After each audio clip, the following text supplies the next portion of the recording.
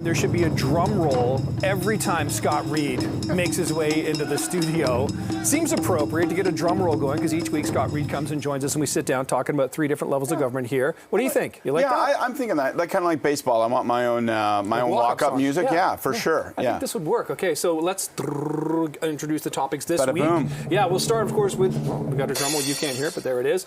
Municipally, Mayor Olivia Chow is encouraging banks to get their employers back into downtown offices here to try and reinvigorate the downtown core, which, of course, since the pandemic has not come back all the way. You know, I think city council, city staff, they're so incredibly challenged with what to do about the downtown core. I mean, it feels unnavigable in terms of, you know, being down here and around here, but there's this crisis with small business people. Like, think about all the dry cleaners, think about all the coffee shops, all these, like, business just hasn't bounced back because people haven't come back. But people say, I don't want to come back because it's such a living misery to spend an hour in, an hour out.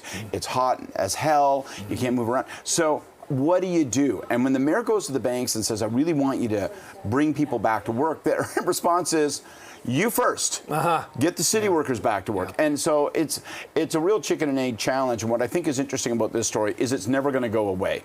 But how long before the workers in the downtown core, before those who own corporate real estate, commercial real estate, really start to put pressure on the city and really start to put pressure on major employers who in this case are all kind of in the same boat and say, guys, like, if you don't do something, our city core is going to just kind of wither up and die because people don't want to be down here unless they have to be. Well, that's what I wonder. I mean, you see these new bank towers going up or office towers going up. Somebody's got to sort of fill them up. I think it's going to be the commercial real estate people that put the most pressure on because they're going to be the ones footing the bill and holding it at the end of the day. I was having dinner the other night. It was near a huge new commercial development. Place is unsold, right? Nobody is using that space. So what are they going to do? And converting it is going to require a mix of policy, money, and a little bit of ingenuity and innovation from the city. That's another big debate to watch.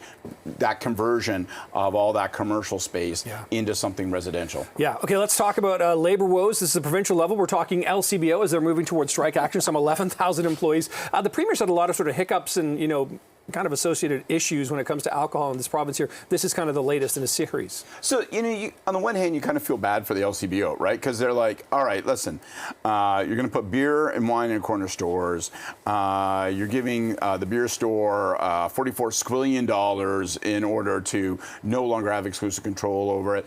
And they're sort of left on the sidelines. They're watching their market share drop, their revenues drop. So on the one hand, they're being asked to do more with less, and then they've got labor problems. And so what's going to be fascinating is to see, like, Doug Ford, man, one thing we know is he likes to campaign on booze, like over and over and over again. So is he going to declare LCBO workers essential? Is he going to declare them essential and legislate them back to work? We'll have the legislature back in session for an emergency summer session, get those workers. The truth of the matter is they'll probably strike a deal. They'll probably come down to the 11th hour and strike a deal. But, you know, my advice is, you know, go find your favorite drink because you will be able to get beer in grocery stores in the beer store. But a bunch of the browns and the white liquors, you ain't going to be getting those. So just in case. Or you have to visit a distillery further afield. Okay, Scott, let's move to this. Federal government level, if there's any doubt that there's a campaign underway, that's kind of gone away. The Conservatives have released a really poignant, powerful attack out on the Trudeau Liberal government. Let's take a look.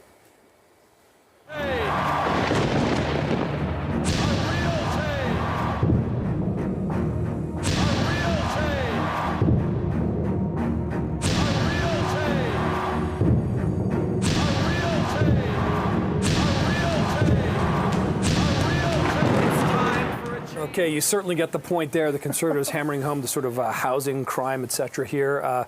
And the tagline, real change, the one promise he kept. What's your take on this ad? So very stark, very apocalyptic. Obviously, the imagery and the sound and the vibe, all of it is kind of like, wow, Walking Dead, man. Look at this, you know, worlds of devastation.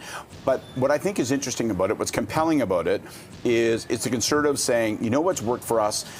Change. Time for a change. I remember having a conversation once with Brian Mulrooney, and he said to me when he was in retirement and said, you know what, man, like when you're fortunate enough from a timing perspective to be able to campaign on time for a change, there's nothing like it. There's never been a better campaign slogan or strategy than time for a change. So they're right back to it, right?